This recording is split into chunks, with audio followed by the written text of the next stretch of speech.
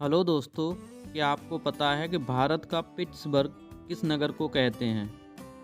भारत के प्रमुख भौगोलिक उपनाम जैसे ईश्वर का निवास स्थान हम प्रयागराज को कहते हैं। 5 नदियों की भूमि पंजाब को, यहाँ पर एक शब्द आया है पाँच पाँच मतलब पंजाब को 5 को रिलेट करके याद कर सकते हैं। पर्वतों की रानी, पर्वतों की जो रानी है उसे हम मंसूरी को बोलते हैं। साथ ही रैलियों का नगर, तो सबसे ज़्यादा रैलियां भारत की राजधानी नई दिल्ली में होती हैं, इसलिए इसे क्या कहते हैं? रैलियों का नगर। भारत का जो प्रवेश द्वार है, आप सभी जानते हैं कि भारत का जो प्रवेश द्वार है समुद्री मार्ग द्वारा कहाँ है? मुंबई।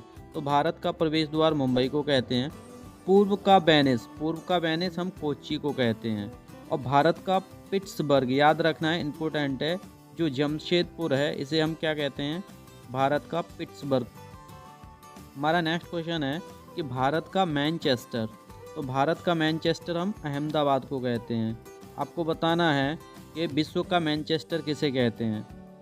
मसालों का बगीचा केरल को कहते हैं, क्योंकि यहाँ सबसे ज़्यादा मसाले उगाए जाते हैं। और गुलाबी नगरी आप सभी जानते हैं जयपुर को कहते हैं। क्वीन ऑफ डेक्कन पुणे को बोला जाता है, आपको याद रखना है, क्वीन ऑफ डेक्कन किसको? पुणे को।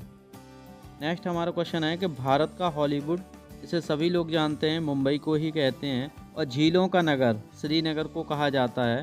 फल उद्यानों का स्वर्ग सिक्किम को कहा जाता है, यहाँ सबसे ज़्यादा फलों का उत्पादन किया जाता है। पहाड़ों की मलिका नेतरहाट को कहते हैं।